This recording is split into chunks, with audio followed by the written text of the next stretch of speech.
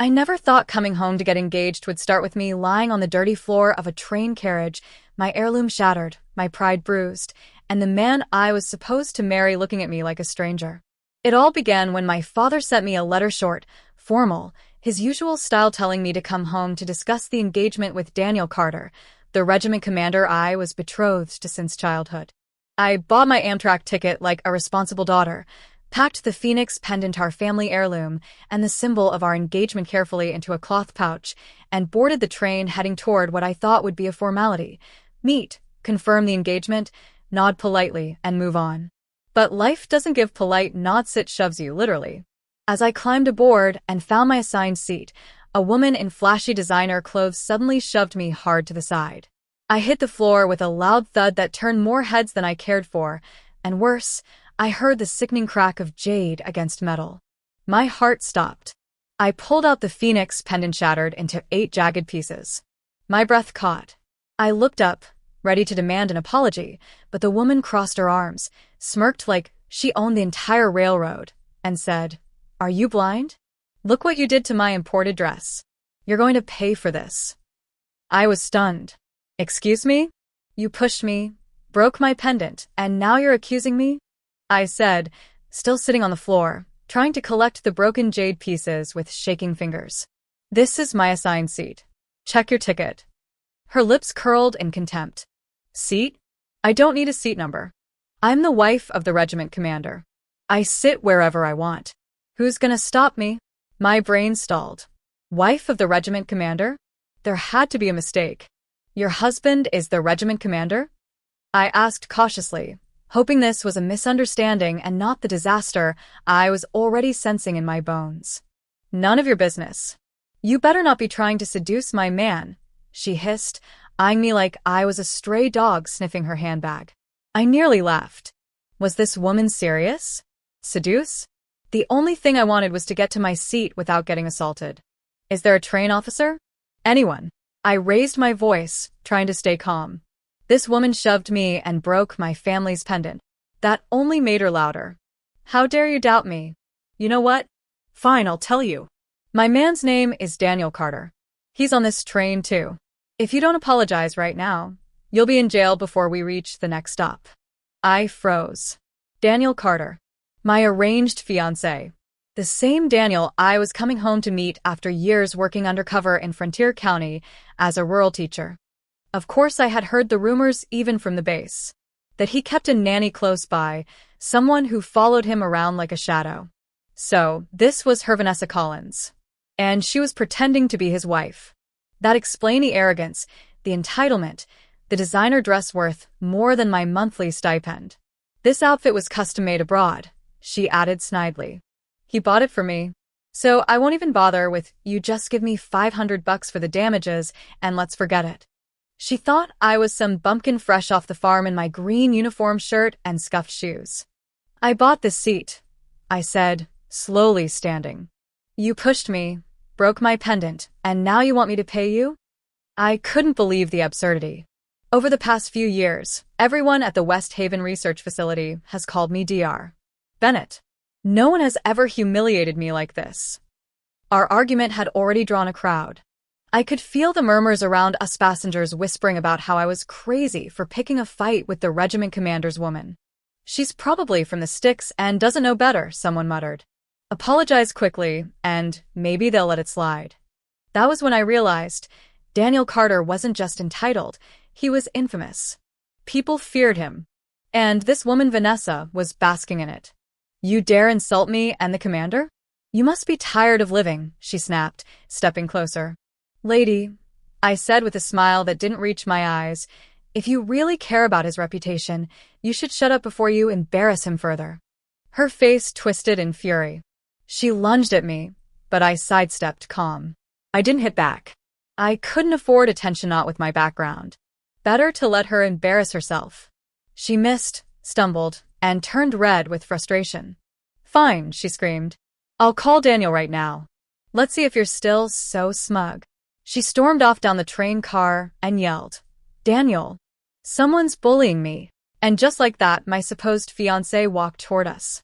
Tall, uniform crisp, face unreadable. He glanced at Vanessa, then at me, and then down to the shattered jade in my hand. His expression shifted. "You're Claire Bennett, Professor Ross's student." "Yes," I replied, heart thudding. "You're stationed at the frontier, aren't you?" "Came back for the engagement," he said, almost casually. Then his voice went cold. "Tell your father we're canceling it. You're a rural schoolteacher. You're not fit for me. Get off at the next stop. I'll buy your return ticket." I blinked. "That's it? That's how you break off an engagement of 20 years? Like you're doing me a favor?" "Commander Carter," I said, tone matching his iciness, "even if the engagement is off, you don't get to order me around. I go where I want." He sneered. "Just don't go bother my parents or trying to force a wedding." I rolled my eyes. "You've got a woman clinging to your sleeve and I'm the one desperate? Please." "She's just playing hard to get," Vanessa chimed in, tugging his arm. "Her ticket says she's going to the same city. It's obvious." Daniel looked down on me like I was nothing. "We're not on the same level anymore. You should know your place." My patience snapped. I held up my ticket. "This is my seat. I'll sell it back to you for face value. I'm not unreasonable." He hesitated. Vanessa hissed, "You think the commander can't afford it?" She whispered something to him, and he pulled out some cash. "Fine. I'll buy the seat. But you damaged her dress. That still needs to be dealt with." She smiled smugly. "This is a custom piece from overseas. One of a kind. You couldn't afford it in 5 lifetimes." "How much?" I asked. 30,000, she declared. The entire train car gasped. That was more than most people made in a year. I nodded. "Fine. Now, let's talk about the jade pendant you broke. That was a family heirloom." Daniel scoffed. "Your poor little family heirloom? Don't make me laugh. Name your price." "Priceless," I said calmly. "You couldn't afford it even with everything you own." He laughed. "Seriously? Priceless? Lady, stop pretending." I didn't flinch. "Then let's call it even. Your woman's cheap fabric and my shattered legacy." Daniel rolled his eyes. "Whatever. Let's both walk away." But I wasn't done.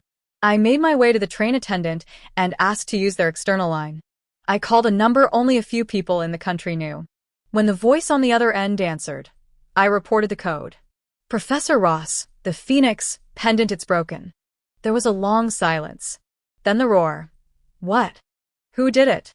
I explained, calmly, factually, without emotion. Then there was a crash of something breaking on his end. "Give me their name." But before I could answer, Vanessa yanked the phone from my hand and shouted, "You're not even worth knowing my name, old man. Get lost."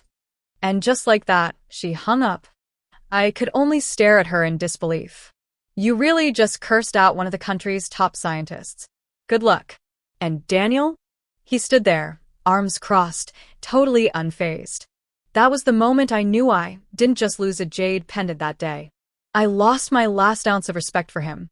People were still staring when Vanessa Collins tossed the phone back at me like she hadn't just cursed out one of the most respected scientists in the country, and for a moment, I stood there in stunned silence, not because I didn't expect that kind of arrogance from her, but because she had absolutely no idea what she'd just done, and Daniel Carter, standing beside her with his arms folded and a smug look on his face, didn't either, which made it worse, because I realized then that this man I was supposed to marry had not only allowed this kind of behavior, had endorsed it, and as I pocketed the phone, something in me settled, not out of peace, but certainty, because whatever doubt I had about walking away from this engagement had vanished the moment that pendant shattered, and their ignorance was broadcast over the train's metal floor like it was a stage, and just when I was about to turn back to my seat, a sudden jolt ran through the carriage. The train screeched so violently that several people stumbled or fell, and I grabbed the back of a seat to steady myself. Someone screamed, and then we all heard the emergency brakes had been pulled, and the train was grinding to a halt in the middle of nowhere, surrounded by wilderness, no stations, no platforms, just an eerie quiet and dust rising outside the window, and within seconds, men in military uniforms flooded the carriage, armed and focused, their boots thudding in unison on the metal floor, causing an uproar among the passengers who jumped up in panic, some shouting, some ducking, and in the midst of it, Vanessa, bless her delusional little heart, actually stood up straighter, flipped her hair, and whispered to me with the fakest superiority I've ever seen. Scared? That's the kind of power my man holds. We can mobilize the military anytime, and I would have laughed if I wasn't too busy watching Daniel pale a little beside her, his eyes darting to the armed officers like he hadn't ordered this, because he hadn't, and that's when it hit me. These men weren't here for her, or for him. They were here for me, and sure enough, the door opened, and a man stepped inside wearing a military green jacket adorned with medals that told stories Vanessa and Daniel could never begin to comprehend. And while he didn't look like much gray hair, calm eyes, his presence silenced the whole car. Because real authority doesn't scream, it enters quietly and makes everyone else sit down. And when he looked around and finally met my gaze, he gave me a nod, and I returned it just as calmly, and for the first time in what felt like hours, I felt seen, respected. And then the train attendant rushed down the aisle breathlessly announcing that the military had taken over the train, that passengers would be escorted off and transferred to a secure waiting room for further instructions, which sent another wave of murmurs through the car, people staring at me like I was radioactive, and maybe I was, because the moment I stepped off that train with my broken pendant in hand, the men outside surrounded Menet to arrest me, but to protect me, one even bowed slightly and said, "Dr. Bennett, thank you for taking this train." And Vanessa's jaw dropped so fast I thought it might hit the tracks, and I could see her brain short-circuiting as she realized, finally, that I wasn't just some poor girl in worn shoes. I was someone important, someone whose phone calls could stop trains and summon elite squads. And while she stood there gaping, two officers stepped forward and without hesitation cuffed her hands behind her back, pressed her to the ground, and read her rights, and she screamed. Of course she did. "What are you doing?" "My man is a commander. I'll have you all court-martialed." And I crouched beside her, meeting her eyes, not with malice but clarity, and said, "I was going to let it go, but you took it too far." And it wasn't even about the pendant Anna Marie, it was about the way she looked at people, the way she treated kindness as weakness.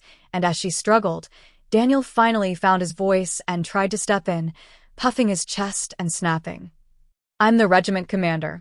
You can't arrest my fiancé like that."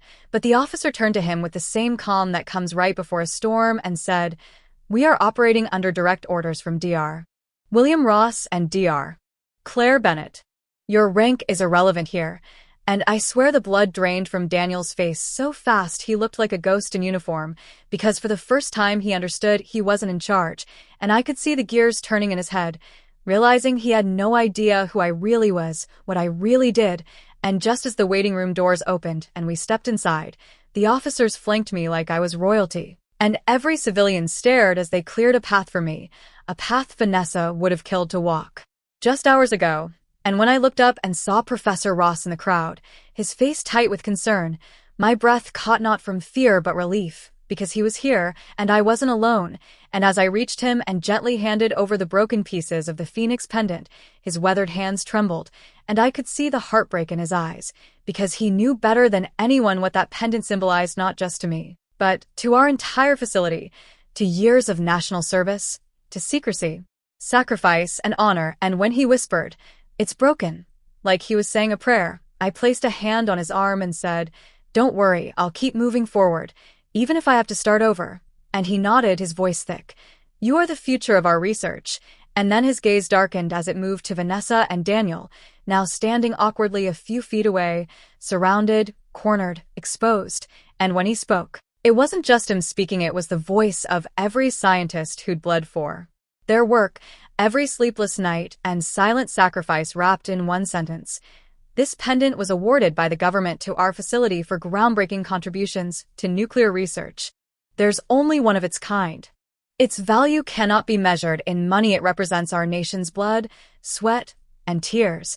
And the room fell silent, the weight of that statement settling into every pair of eyes watching, because even the civilians knew then this wasn't just some family drama or broken accessory, this was a national disgrace.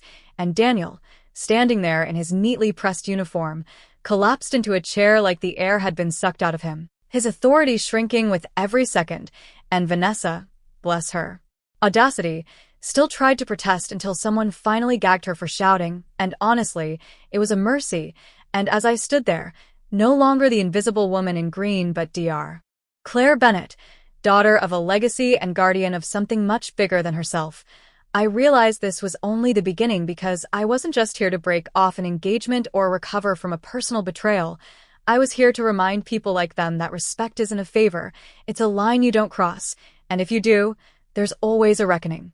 The silence that followed Professor Ross's words was almost oppressive, as if the weight of everything that pendant represented pressed down on the entire room at once, and I could feel every pair of eyes shifting from me to the two people who had shattered not just a piece of jade, but a symbol of national pride, and Daniel looked like he wanted the ground to swallow him whole, while Vanessa, who had built her entire fake little kingdom on arrogance and association, was still trying to process that the woman she had shoved on the train floor was someone who could call the military with a code word and bring it to a halt. And just as the whispers began to rise again among the crowd, Professor Ross stepped forward, raising a hand with authority that silenced even the guards, his voice cold and clear as he said, "These two have assaulted a government representative, damaged a national relic, and insulted a senior scientist. Arrest them both." And within seconds, more officers moved in, surrounding Daniel and Vanessa, and it was a beautiful moment of justice when Daniel, who had strutted around like he was untouchable just an hour ago, was suddenly handcuffed like a common criminal, his mouth falling open in disbelief as he shouted, "Wait, this is a misunderstanding. I didn't do anything," but no one listened, because actions speak louder than last-minute excuses, and I stood there watching, unmoved, as he was forced to kneel beside Vanessa, who was now sobbing, mascara streaking down her cheeks, her earlier confidence shattered along with her social climbing fantasy, and yet even now, Daniel had the audacity to turn to me and ask, "Claire, come on, don't do this isn't you." And for a moment, I stared at him, really stared, and all I could see was the man who had humiliated me in front of strangers, laughed at my family's legacy, and defended a woman who mocked my life's work, and I stepped closer, leaning down just enough to look him in the eyes as I said, "You're right. Daniel, this isn't me. This is the version of me who finally stopped tolerating men like you." And the crowd murmured again, but I didn't care, because it wasn't about them, it was about drawing a line in the sand and refusing to let people with fake power trample over real value anymore, and Daniel's face contorted in frustration as he shouted at the officers, "I'm the commander. You can't treat me like this." But the officer didn't even blink as he replied, "Our orders come from Dr. Bennett and Dr. Ross. Your rank means nothing here." And that's when it finally hit him that the power he thought he had was borrowed, temporary, conditional on respect, and the moment he lost that, he had nothing, and it was oddly satisfying watching the reality settle in his eyes as his body slumped under the weight of it. But the real cherry on top came when he turned to Professor Ross and tried one last Hail Mary. "Sir, please. I know this looks bad, but I swear I didn't mean to break it." And Ross, to his credit, didn't scream or raise his voice. He simply walked up, stared at the broken pendant still wrapped in silk, and said, "Do you know how many years we worked for this? How many lives were given in silence? How many families were kept in the dark so our country could sleep safely at night? And you think this is just a piece of jewelry?" And for once, Daniel had no snarky comeback, just empty silence, and honestly, I thought that would be the end of it. I thought they'd be dragged away, and that would be justice served. But then I surprised even myself. I stepped forward and said, "Wait," and all eyes turned to me again as I added, "Daniel, I'll give you a chance. Fix the pendant, restore it completely, and I won't press charges." And the entire room gasped. Professor Ross looked at me like I'd lost my mind. The officers hesitated, and Daniel's face lit up with desperate hope as he stammered, "You're serious?" And I nodded. 3 days. If you return it perfectly restored, I'll drop everything." And before anyone could argue, I turned and walked out, because this wasn't about kindness or forgiveness, it was strategy, because I needed to know what lengths he would go to, how much truth he would reveal when backed into a corner, and sure enough, Daniel was released under surveillance, while Vanessa remained in custody for her assault and insults toward a federal agent, which, let's be real, she absolutely earned. And I spent the next few days at the government guest house with Professor Ross, quietly monitoring the situation while pretending to rest, but behind the scenes, I had a team tracking Daniel's movements, and what we discovered was exactly what I feared and expected. He didn't go to any national restoration labs. He didn't contact any heritage specialists. Instead, he met secretly with a group of foreign nationals, technicians we had already flagged in intelligence reports, and my team documented every handshake, every exchange, every quiet deal made in alleyways and off-the-record buildings, and it turned out the pendant wasn't just being restored, it was being tampered with, and I kept silent, watching the trap close in real time, because I wanted the truth in full before delivering the final blow. And on the third night, just as the sun dipped below the horizon, Daniel arrived back at the guest house, looking exhausted and hopeful, carrying a velvet-lined box like it held redemption itself, and he opened it in front of me with trembling hands, revealing the phoenix pendant looking flawless, glowing under the lights, and for a moment, even Professor Ross blinked in awe, whispering, "It's perfect, completely restored," and Daniel laughed with relief. "See? I did it. I kept my word," and I nodded slowly, examining it with narrowed eyes before saying, "How did you do it? Which lab?" And Daniel's eyes flickered for a split second too long before he replied, "I found a group of craftsmen, former palace restorers, very talented, very discreet, and I just smiled because I had what I needed." And the next moment, my team walked in with files in hand, placing them on the table with a soft thud that sounded louder than a gunshot in that still room. And Daniel's smile froze as he saw the logos on the folders, as he recognized the surveillance photos, the evidence logs, and the copies of emails between him and those foreign technicians. And before he could speak, I stood up, stared him dead in the eye, and said, "Thank you for confirming everything," and turned to the guards, "Arrest this traitor." And as they closed in on him, Daniel panicked, shouting, "Wait, you don't understand. I only wanted to fix it." That's not treason, but it was too late, because restoring a top-secret national artifact with unauthorized foreign assistance wasn't just illegal, it was an open door to espionage. And now the pendant wasn't just a symbol of honor, it was a beacon of betrayal. And when I picked it up again, now knowing what was hidden inside, I turned to Professor Ross and nodded grimly. "We need to take it apart now, because if my instincts were right, this wasn't about jade anymore, it's about technology. And what we found inside would shake the next chapter to its core." The moment I said we needed to take the pendant apart, the room shifted, like the air itself held its breath, and Professor Ross nodded grimly, already sensing what I had suspected for days. This wasn't just about restoring a family heirloom. This was about exposing a lie buried inside something that was supposed to represent honor.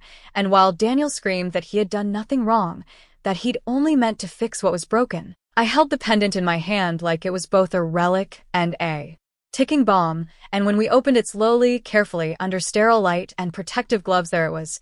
Nestled deep inside the jade core was a black microchip no bigger than a grain of rice, nearly invisible unless you were looking for it, but unmistakably out of place, and my stomach turned at the sight of it, because no artisan, no matter how skilled, would ever embed foreign tech inside a cultural relic unless they were paid to compromise it. And this wasn't just a cheap, it was a listening device, likely a transmitter, something sophisticated enough to tap into classified data if it made its way near our base again.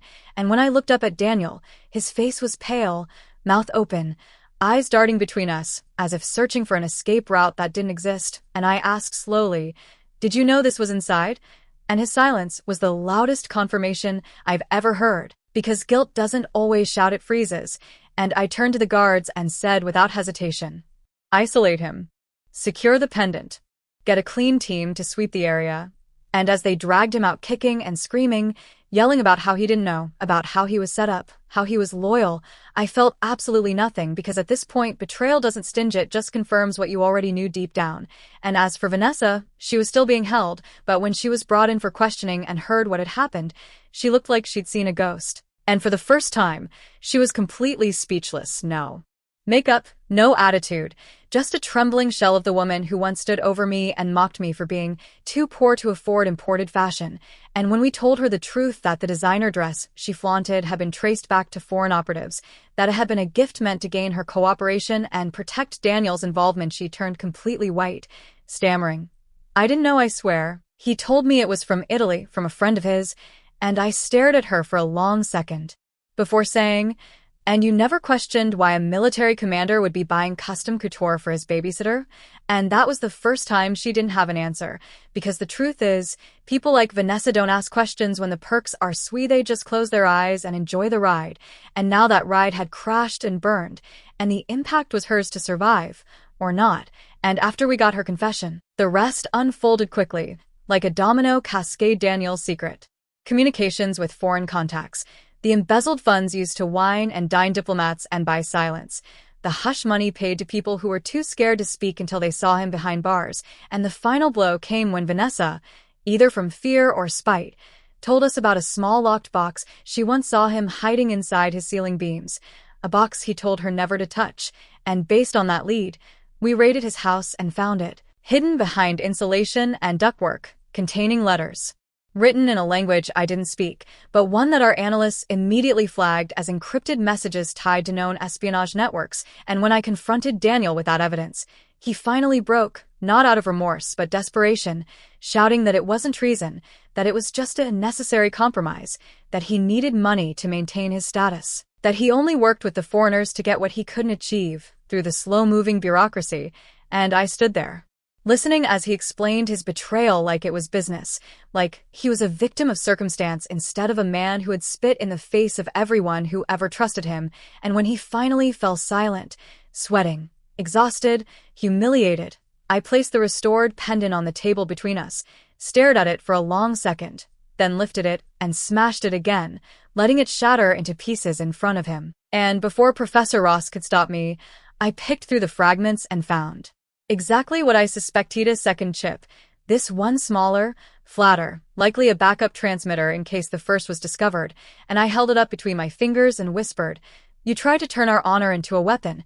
And then I threw it on the floor and crushed it with my boot, feeling no satisfaction, just grim finality. And Daniel didn't say another word, because he knew it was over. His rank, his legacy, even his identity had crumbled with that pendant, and he didn't resist when they took him away, didn't beg for mercy, just hung his head and disappeared behind the steel doors like he knew the country he betrayed would never remember him kindly.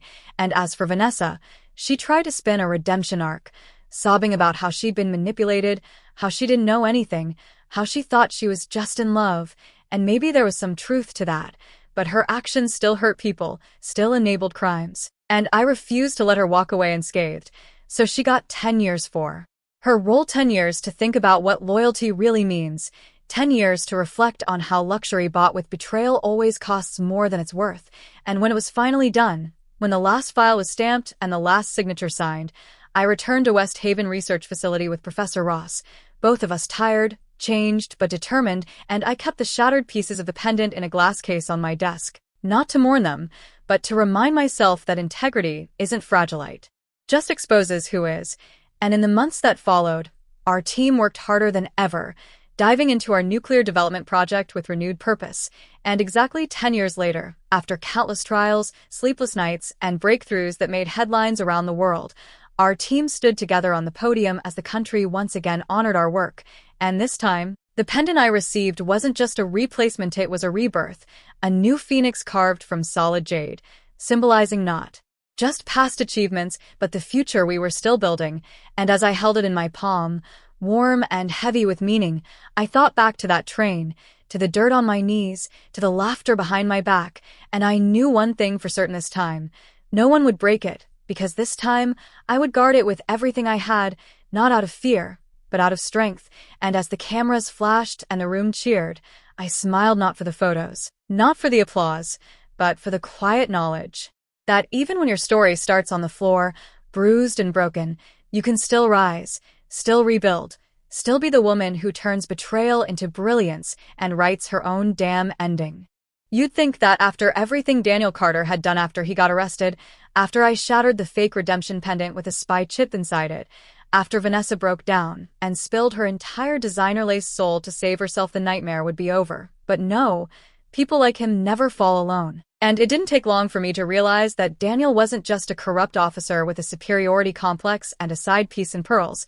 He was a piece of a much bigger problem, the kind of cancer that starts in the system and spreads in silence, rotting everything it touches. And if there's one thing I've learned working in a classified nuclear research facility for the past few years, It's that silence is never harmless. It's where danger lives, breathes, and grows teeth. So while the rest of the country thought the scandal was done and justice had been served, I was still chasing threads, still combing through his communications, still asking the kind of questions that make people nervous, because that pennant wasn't just restored, it was weaponized, which meant someone out there had access. Someone skilled enough to embed foreign tech into a cracked heirloom under a 3-day deadline.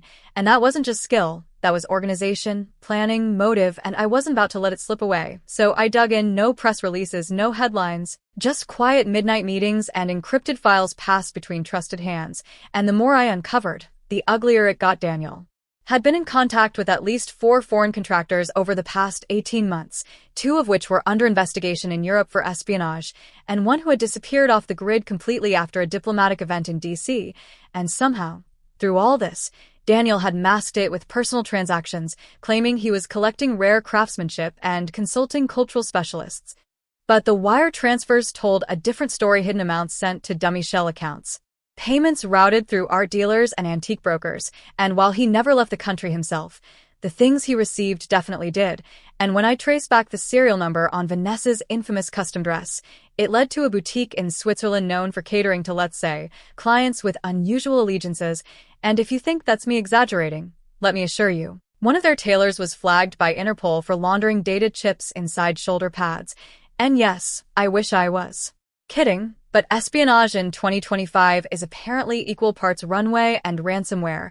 And the further I looked, the more I realized that Vanessa wasn't just clueless, she was complicit, if not in intention, then in ignorance. And I wasn't going to let that slide just because she cried in handcuffs and begged me to believe she was in love. Because being in love doesn't mean you get to destroy other people's lives and call it an accident. So I pulled the full surveillance timeline and sure enough, found multiple moments where she intercepted files meant for Daniel, handed over gifts from his contacts, and even once left a USB drive taped under a train seat that matched a classified download breach the week after. And when I showed her the evidence, all she said was, "He told me it was just research, I didn't know it was that serious." And I just stared at her and said, "Girl, you handed a stranger a drive labeled top-level encryption. What did you think it was, a mixtape?" And that was the moment she broke down completely, confessed everything, tried to flip on Daniel harder than a gymnast in the Olympics. But by then it was too late, because we'd already raided his apartment, his office, and his old family cabin. And at that last one, hidden under a floorboard, we found a journal, not digital, not encrypted, just old-school handwriting in a red leather cover. And inside it was everything: names, meeting dates, symbols, and codes. And a list of people he believed he could bribe or blackmail if things went sideways. And guess whose name was at the top of the leverage list? Mine. Bold and underlined, and next to it, engagement leverage, use emotional tie if exposed. And when I read that, something in me snapped, because it wasn't just betrayal anymore, it was premeditated manipulation. And I felt sick to my stomach thinking about how close I'd come to marrying someone who viewed me as nothing more than a failsafe in case his spy games backfired. And I remember sitting there in the cabin, journal in one hand, gloves on, sunlight streaming through dusty windows, and thinking, this is why we don't chase nostalgia. Because while I'd spent the first half of this year feeling guilty about not visiting home, about forgetting the engagement my father cherished so deeply, Daniel had been out here plotting with foreign agents and dressing up treason in tailored suits. And when I got back to the facility, I handed the journal to Professor Ross without a word, just let him read it. And when he looked up, his hands trembling slightly, he said, "You realize this takes it from espionage to conspiracy, right?" And I nodded, calm, resolute, tired of men like Daniel wearing patriotism like a name tag and then ripping it off the moment things got hard. And we sent the evidence straight to Federal Defense Intelligence, where a task force was formed, quietly, no leaks, no drama, just cold surgical focus, and Daniel's trial date was set, classified, behind closed doors. But I made sure to attend, not out of pettiness but out of duty, because I needed to look him in the eye and make sure he understood that women like me don't forget, don't forgive, and don't stay quiet. And when he was brought into the courtroom, thinner, pale, stripped of his uniform and arrogance, he still had the nerve to glance at me like I might somehow save him, like this was all a misunderstanding that could be undone with one teary look and a whispered, "Claire, please." And I held his gaze for exactly 3 seconds before turning away, because I wasn't going to waste Compassion on a man who had none left to offer anyone but himself, and when the verdict came down guilty on all charges, sentenced to death for treason, conspiracy, and abuse of power, I felt no joy, just clarity, and as I walked out of that room and into the sunlight, I knew the story wasn't over, because Daniel was just one piece of the puzzle, and there were still so many shadows left to chase. But for now, justice had spoken, and I could return to my real life, to my lab, my team, my work, and rebuild the trust that men like him had tried to poison. And as for Vanessa, she started serving her 10-year sentence, and last I heard, she was working in the prison laundry and complaining about the fabric quality, which felt about right. But for me, there was no time to gloat, because within a week of the trial ending, I was back in the field, reviewing nuclear models and overseeing a new encryption protocol to make sure no one else could tamper with our research again. And late one night, as I stood alone in the lab, coat still on, coffee cold, I glanced at the shattered remains of the original pendant sitting inside its glass display and felt an odd kind of peace. Not because the story was tied up neatly, it wasn't, but because I had made it through, had come out the other side not just intact, but sharper, smarter, and more dangerous than ever. And while the world kept spinning and headlines faded, I knew what mattered. That I had taken back control of my story, not with rage or revenge, but with proof, persistence, and a refusal to let anyone write my ending for me. And as I turned off the lights and locked the door behind me, I whispered to myself, "Let them come, I'll be ready." 3 months after Daniel Carter's conviction, the world had already moved on, because that's what it does. Headlines fade, people forget, and the next big scandal takes its place on the front page. But for those of us who lived through it, who bled in silence behind lab doors and held our breath every time someone in uniform said the word classified, we didn't forget. We couldn't, because the scars weren't physical. They were buried in memory, in trust, in the way we now double-checked every badge and encrypted every document twice just in case. And even though Daniel was gone, sentenced to death, and Vanessa was serving her time somewhere far from designer boutiques and military parties, the damage they caused took longer to erase, because betrayal isn't just about one persona, it's about how easily one person can open a door for the wrong ones to walk through. And so I stayed on high alert, even as we resumed our daily work at West Haven Research Facility, even as my team rebuilt our firewalls, even as our nuclear modeling project once at risk began making progress again. And I threw myself into the science like it was salvation, because maybe math and particles were the only place left where logic prevailed and emotions didn't interfere, where no one could lie their way into your trust or wear a uniform and smile while stabbing you in the back. And for a while, that was enough. The equations, the data, the late nights with coffee and quiet music humming from my laptop speakers as the lab hummed with the steady breath of machines, and every so often, I'd catch my reflection in the polished glass of the containment case that held the broken Phoenix pendant, and I'd remember the girl who boarded that train thinking she was just going home for a traditional engagement meeting, who had no idea she was walking straight into the center of a conspiracy. And now here I was, still standing, still fighting, still choosing purpose over everything else. But something had shifted, and I didn't realize what it was until the day a new shipment arrived from the Department of Defense, sealed with a note addressed to me in Professor Ross's handwriting, even though he'd long since retired from active duty. And I opened it slowly, hands steady, eyes scanning the contents until I saw it, a new Phoenix pendant, identical in shape and weight, but crafted from obsidian and meteorite, forged in recognition of extraordinary contribution to national security and scientific innovation. And underneath the metal was a personal message from him that read, "Claire, this time, they can't break it, and even if they try, they'll have to get through you first." And I don't know why, but that made me cry, not big dramatic sobs, just the kind of quiet tears that slip out when something inside finally exhales.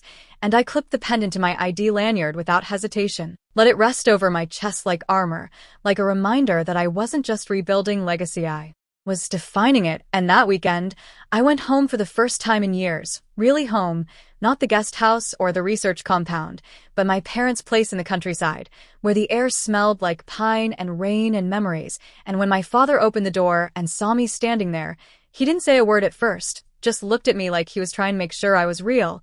And I stepped inside and said, "I came back to tell you that the engagement is officially broken." And he nodded, slowly, his face unreadable, before saying, "I know I saw the news, I just didn't know how to ask." And we didn't talk about it after that, not in detail, because there are some things even the most protective father doesn't want to imagine his daughter going through. But that night, over soup and old photographs, he told me, "You always were too bright to belong to someone else." And I think that was his way of saying he was proud, even if his eyes got a little glassy when he said it. And the next morning, I walked the old road that led to the train station, the same one I had taken months ago with nothing but a pendant and a promise, and this time, I had no destination, just a need to walk it one more time, and I thought about all the versions of myself that had lived and died on that journey, the obedient daughter, the betrayed scientist, the quiet professional, the unbreakable woman, and how all of them had become me, had shaped the voice I now carried into every meeting, every lab session, every classified briefing. And when I got back to the facility, I didn't just step into my lab, I stepped into leadership, because 2 weeks later, Professor Ross formally passed the torch, named me director of the National Atomic Research Initiative. And when he handed over the badge and security clearance, he said, "They won't just follow your title, they'll follow your example."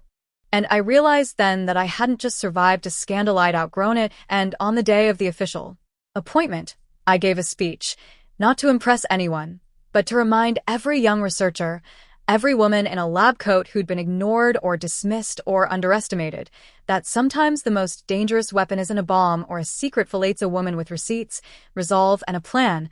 And after the applause faded and the reporters filed out, I returned to my office, shut the door, and stared at the pendant one more time, the new one, whole and untouched, and I didn't see myself as a victim anymore, or even a hero. I saw a continuation, a legacy not inherited but earned. And when I got a message from an old colleague asking, "So what now?" I replied, "Now we get back to work, because revenge is satisfying, but rebuilding is power, and in the end, the best way to end a story isn't with an explosion, it's with endurance, with showing up again and again, choosing truth over silence, strength over pride, and purpose over ego." And that's exactly what I plan to keep doing, pendant or not, because I wasn't just Dr. Claire Bennett anymore. I was the woman who walked into fire, came out stronger, and refused to be anyone's secret weapon ever again.